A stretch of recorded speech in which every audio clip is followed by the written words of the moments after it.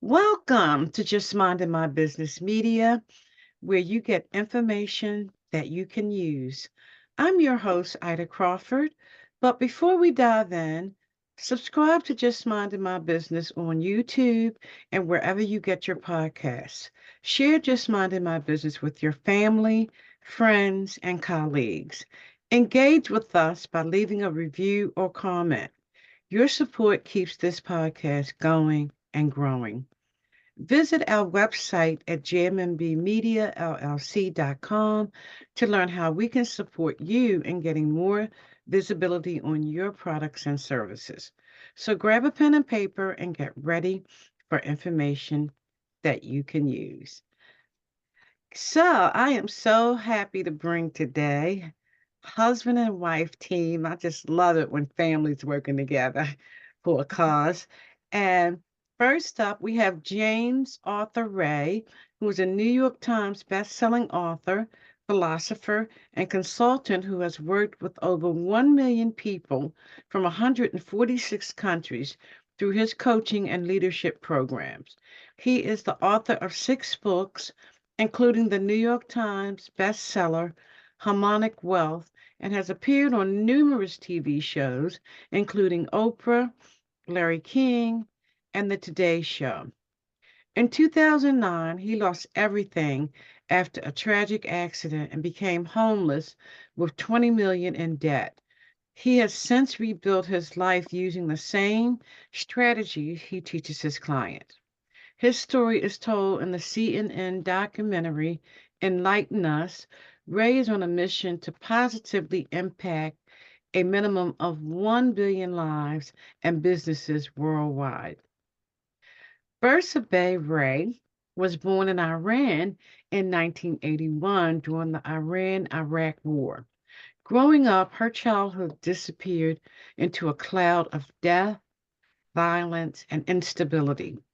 She experienced many traumatic events, such as witnessing the military force take her parents when she was only 4 years old. Her family escaped to Pakistan when she was 7 and eventually smuggled themselves to the United States. She faced many challenges growing up, such as not speaking English, falling into gang behavior, and drug culture. Bersabe was in abusive relationships for years before finding the self confidence and courage to leave. In 2013, she met James Arthur Ray and she helped him rebuild his life after he lost everything. As an intuitive consultant, Bersabe helps people heal from their past and take their power back. Wow. Welcome. Wow, thank you for Well, having us. that's a great intro. What do we say now? I don't know. Where do we go from here? Ida kind of said it all. Wow, I just love it when people come together and make a difference. And you guys are really, really phenomenal. So your book, I see you have a book out, The Business of Redemption. Correct. Can we talk a little bit about the book? Well, it's not like any book I've ever written before. You mentioned my New York Times bestseller, Harmonic Wealth, and I wrote that several years ago. And then when I got out of prison, how many of your guests say that? Uh, when I after the horrible accident that occurred in Arizona, and I ended up being charged with negligence, and I went to prison, got out in 2013, and when I got out, I was shattered. And you mentioned a little bit of it. I was 54 years of age. I was homeless. I was alone. I didn't have my lovely wife yet, and I was $20 million in debt. And so I realized I desperately needed redemption. And Mm, hear that word in a lot of religious circles, and we're both certainly in alignment with that. And yet, if you look it up, the true definition of the word redemption is to gain or to regain something by paying the price. And so I knew there was a tremendous price to pay as I stood in the desert. And so it's been 11 years now, and it took me 6 years to write that book. It was very cathartic. I never thought I was going to get it right because it was such a catharsis for me. But it's like I said, unlike any book I've ever written previously, because it's more of a memoir. It talks about my entire experience, what I went through, my time in prison, what I learned, and hopefully who I've become in the process. Yes, absolutely. So, what is the biggest crisis right now the world is facing? And how do we solve this stuff? How do we get through it? I I personally, and do you want to take that one? I'll let you dive And then in. you can Yeah, build I'll on it. come in. I personally believe the biggest crisis that we're facing in our world is an existential crisis. It's a crisis of meaning. And, Ida, if you go back historically, and I could riff on this all day, and I'll do my best to be brief, but if you go back historically and you look at our hierarchy, if you will, at general population, it was God, and then it was parents, and then probably country or church, and then maybe some other things as well. And we might disagree on that order, and yet we'd have to agree that God was first. And unfortunately, Mm. starting back in the Renaissance, which was a long time ago, and the whole humanistic movement, we've become very, very secular, and we've gotten away from the sacred. And unfortunately, and I'm working on another new book right now, by the way, and I talk about this in the book. And so let's call that relationship with God a vertical principle. Now, obviously, God is not in the clouds. The Christ said the kingdom of heaven is within, and yet, if we kind of metaphorically think of God as being superior and being transcendent, and so that's what I call a vertical perspective or relationship principle, and then we have a horizontal principle, and when that vertical principle is gone, it was Nietzsche who said, when God dies, life becomes weightless. And Mm. so what happens is we fall to the horizontal principle, and the only thing we have to judge about morality and principle and virtue and value is observing those around us and saying, this is what's moral, this is what's just, and this is what's right, because we've taken God out of the equation. So I'll stop there. I mean, we could talk a lot more about this if you like or not, but I think that's the biggest problem we're faced with. And it's time for us, in our opinion, to get back to center, to get back to that vertical principle, that organizing principle, which is God. I have to agree with you wholeheartedly because there's nothing that can be done without God. Nothing. That's true. Very true. And taking and when I look at the events of the world today, it feels like what's right is wrong and what's wrong is right. Well, There's it's like, okay, what are we doing as a humanity? What's going on here? yeah, Agreed. lies have become truth, and truth have become. Mhm. And I experienced this when my total world model fell apart in 2009. And Beersheba, because of where she grew up, she was able to understand it much better than me, because I grew up in America where if you saw something in the media, it was true, and you just believe it. It's just, Mhm. if your politicians tell you something, it's right. And so it was very difficult for me initially. And I believe God gave me a gift of literally shattering my entire world model, because I was one of the harbingers, if you will, of what we see as the weaponization of the justice system now, and all the things that are happening. And I'll give you a simple example. In my case, in the trial, and we can go into that if you want or not, but there were numerous individuals who perjured themselves on the witness stand under oath. Well, perjury is a felony, and it's punishable by 2 years in prison. but there was no punishment. And now fast forward and we see how many countless individuals lying under oath to Congress, and no one is prosecuted because lies are okay now, I guess. Well, Yeah. not okay. It's not okay. No, it's not.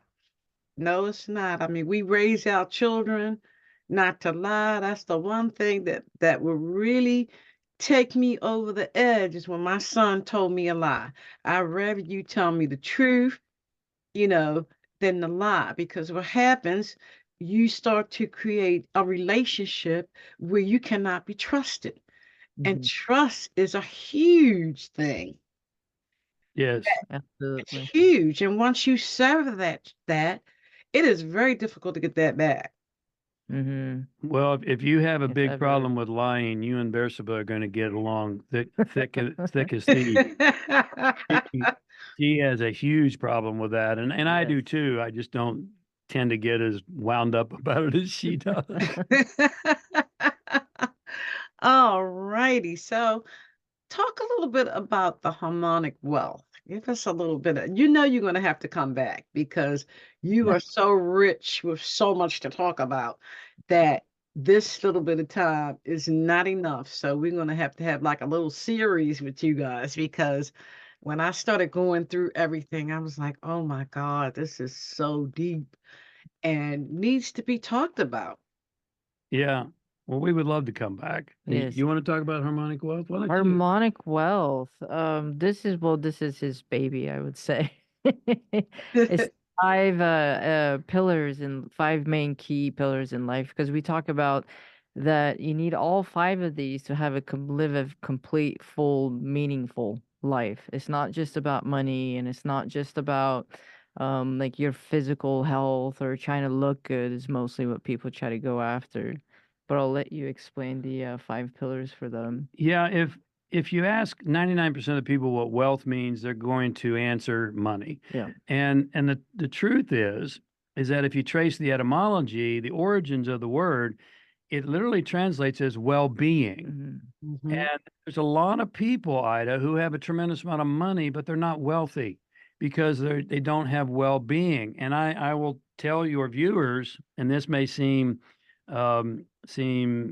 against Tragic. all logic, but it is my experience with over 1 million people from 147 countries now around the world, is that the only people who worry more about money than the financially poor are the rich. Yeah.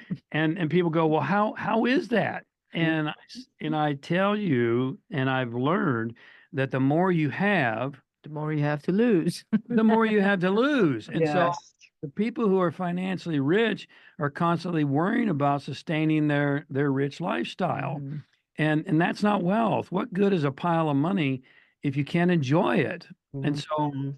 wealth, harmonic wealth, is a term that I've coined and trademarked, and it's a state of harmony and well-being in the five key areas, as Bersaba mentioned. I call those the five pillars of life. Financial is one of them, and that's the amount of money that you have, your stock portfolio, your real estate, your investments, your business worth, all those financial things. And they are important, but please remember, they're only 1/5 of the equation. They're not all Mhm. in total wealth.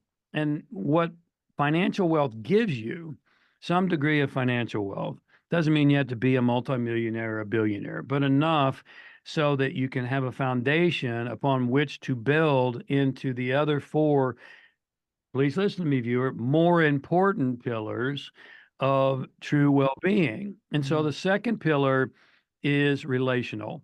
Now, most of us think of that as romance. Mhm. I'm a romantic guy. I think Yes, you are. Bears Bill. Um, so I'm in alignment with romance, and I'm a big advocate of marriage for all of you who are single.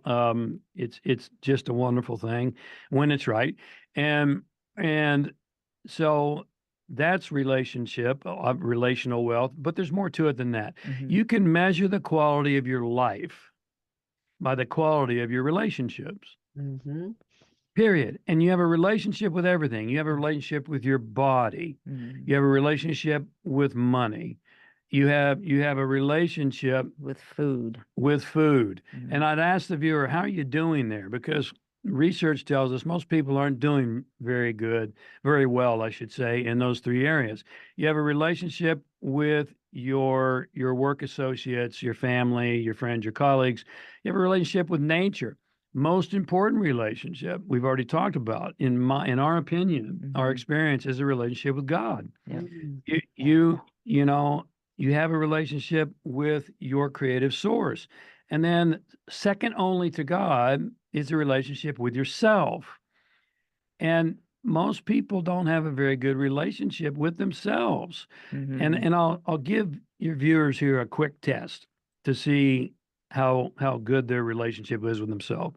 If you can't sit in your own living room for a minimum of 1 hour by yourself with no TV, no music, no smartphone, no iPad, no No food, pets. no pets, no conversation, no alcohol, nothing but just you and you alone for a minimum of 1 hour, then you don't like yourself very much. Mm. Mm. And how can you expect anyone else to enjoy your company if you don't enjoy your own company? Yeah. You can't, and they won't. And so you'll never, ever have a perfect relationship with another human being until you first and foremost have a perfect relationship with yourself, because you'll continue to try to fill the void of your incompleteness, if that makes sense to you. So, Yes, so definitely. we have financial, relational, and then we have mental, and that includes emotional. Mental is your marvelous Mhm. mind. It's the greatest gift you've been given by your creator. And I'd ask the viewer to consider, how are you using it? What are you putting into it on a regular basis? What are you reading? What are Mhm. you listening to? Is how many events do you attend every single year to improve yourself and your mind? Mm. Is your list of Netflix to watch longer than your list of intentions and goals? Probably not a good move. So Mm. that's mental. And then the other thing is emotional. Emotion is an interesting word. Emotion, Mm. energy in motion. It moves the body to act. And so if you want to accomplish great things with your life, which God sent you here to do, then you have to get emotionally involved. And here's the big challenge. And this is the things that Beersheba and I help individuals work with, is that psychology tells us that Mm. 95% of what drives your daily behavior is fully unconscious. It's Mm. completely out of your awareness. And what's in your unconscious? Well, it's what we call unresolved emotional issues, things that happened, like Beersheba had a lot of trauma as a child. Mhm. The ages of birth to 14 are the most formative years. And we don't have a lot of resources to deal with those. So we do our best to power through or to get past them, and we Mhm. stuff them and we think they're gone, but they're not gone. Yeah. They're in that 95% and they're driving behavior. So financial, relational, mental, emotional, and then we have physical.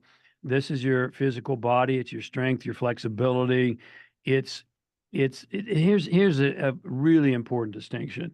Your physical body, in the Buddhist tradition, they call it the precious human Mhm. body. In Mm. the Christian tradition, they call it the temple. How are you doing with your temple? Because most people are not doing a very good job here. Your body, please hear me. If, as a viewer, your body is the only vehicle that God has to show up in this physical world and to move around and to accomplish things. So what kind of vehicle are you giving to God? Yeah. Most people are not doing a very good job there. And so then financial, relational, mental, physical, and then we have spiritual. And that's sometimes hard to define because it's so personal. But and I can't define it for you. I'm not qualified, and I don't believe your clergy or your rabbi is qualified either. It's a very personal thing. Mhm. But what I will tell you is that you're hardwired to have a spiritual experience. And you can have, I know this from personal experience, you can have all the financial, relational, mental, physical wealth in the world. And if you don't have that spiritual Mhm. connection, you're going to feel a void. Yeah. So those are the five pillars. And when those are in harmony, then you're really, truly wealthy. Wow. And you're so right. At the end of the day, it's wherever you go, there you are. Yeah. That's correct. and that me, myself, and I time is very critical. And like you said, most people can't spend 1 hour just being with themselves. There's a lot of people in that situation, a ton of people. They Mhm. always have to be in the pandemic. One of the positives of that is you had no choice. You had to be still. Mhm. Yes. You had to be still. And that drives most That's people true. crazy. Yeah. Yes. Uh, Bersama and I, we we were great during the quote pandemic because we Mm, enjoy each other's company and we're both very independent and mm, she has her space and I have mine. But we have clients who were married who realized they were living with someone that they didn't like very much, yeah. and Mm, and there was nowhere to Mm, go. Oh my God, I can't go to work. I can't get out of here. yeah. But I So will tell frustrating. you as well, Ida, that if I had not worked in the five pillars prior to the tsunami hitting my life, it would have swept me away because it's I lost everything tangible, but Mhm. what I didn't lose is what was inside, mm. and that became stronger. Mhm. And so because I'd done that kind of work, and Bersaba has done that too, I feel like I'm hogging all the No, you're good. airwaves today. Is that This is um, what he does. I just support him. supports me very, very well. But if I hadn't have invested in those things, I don't know that I would be here today. I really don't. Yes, and you're right because we got to build those muscles up. And Mhm. every one of them, like you said, is important. And you need all of them in order to be balanced. So, how do people work with you? How do people work with you? I am so excited that you're here. You just don't know. Well, we're excited that you're excited. Go Yeah, we're ahead. excited to be here. How do people work with you? How well, for one, you guys can go and download. We have a free gift for your audience. Is you can download the Harmonic Wealth book that James was referring to about the five pillars, and you go to harmonicwealthglobal.com forward harmonic. Did I say global? Yeah, harmonicwealthglobal.com / book. And Mhm. it's right. And it's completely free. You can download that and it will help quite a bit. And that's what we're trying to do is help people, individuals become, for one, independent thinkers. And second, well, first would be to be completely solid and content inside Mhm. without anything external, and Mhm. then to become independent thinkers. So Yeah, that's our wish for your audience. Yeah. And and that's a wonderful wish. So thank you. if they Thank want you. to work, go ahead and tell them how they can work with you. If Oh, if they'd like she to does some wonderful work, by the way. to do one-on-one work, to go back and work if you've experienced any kind of trauma, unresolved emotional issues, or something that you can't quite figure out what it is that is keeping you limited and stuck, you can schedule a one-on-one consultation with me. I've made it very cost effective for people on purpose because I know it's highly needed, Mhm. and it's an actual it's experiential. So the person is not just going to come in and we're not going to just sit there and talk and I'm going to give you advice. We're actually going to go in and work on it and resolve it, and you will walk away having the experiencing the change that took place within our time together. Yes, and that's so important. And what Mm. I find is people that actually help people sometimes with trauma, they just charge too much. Yeah. I just think they make it unaffordable. Hmm. They make it so it's not something that's sustainable because you need to be with somebody more than one time for sure in Yeah. order to get through trauma. Because a lot of times when you go through trauma, you don't know all of the triggers. Right. Right. They have to be discovered. For sure. For sure. Yeah, yeah. And I do that. I work with, and that's exactly what happens. I'm glad you brought that up because I'll have someone do one session and then what I normally recommend is to get three because you even get a bigger savings on it because it takes at least 3 to 6. Now, the more they purchase, the more discounts I give them because it's not, you can't just do a one-time thing because it's so intertwined web of how things are connected to each other in the bad experiences that we've had in life and the decisions we've made from those bad experiences, which is not really who you are. Mm-hmm. Yeah. Absolutely. And the thing of it is, when you working with somebody and you building those 5 pillars, you're going to need that all the time. And Mm-hmm. you're going to always need to reach back and grab something from it, because life, as you continue to live, things will continue to happen. Yes. That's Yeah. so true, and that's Mm-hmm. why I chose the word harmony, because harmony is dynamic. It's like if you listen to a beautiful piece of music. Sometimes they're leading with the woodwind, sometimes it's the brass, sometimes it's the drums. Hmm. They all come together to form this amazing tapestry called the music. Well, Mm-hmm. there's going to be times in your life where you're maybe putting more energy and effort towards your business, let's say. Well, just because you're spending 10 hours, for instance, in your business, doesn't mean you need to spend 10 hours in the gym to be healthy. Thank God. Right? So, but where we fall down, Ida, is we tend to get myopic. We get into one thing in Mm-hmm. my business and we neglect the other 4 pillars, and we'll put business under financial.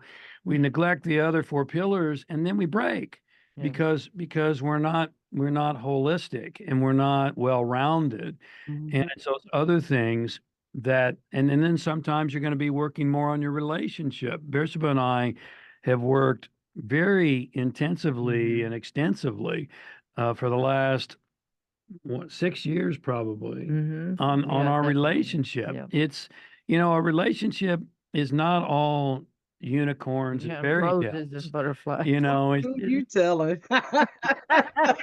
it's not. I mean, it's work. It is Oh, it is Yes. work. It's daily work and commitment. constant. Yeah. And so sometimes you're working more on your relationships, Mm-hmm. sometimes more on your finances, sometimes more on your health and fitness. Yeah. But the key is to constantly put some energy and effort, not equally in all cases, but some energy and effort towards all 5 of those pillars. So Ye- you're right. It's a constant for me, even for the guy who wrote the book. It's a constant. Yes, and it's got to be, because we don't know what's around the corner at any given time, Mm-hmm. and and that's one of the things of living, is it's always trials and tribulations, always. If you Right. have a day and everything is at peace, that's a blessing. Yes, it is. You should savor it. You should Yeah. savor it because Should be really grateful for that day. there's a chaos Yes. day coming.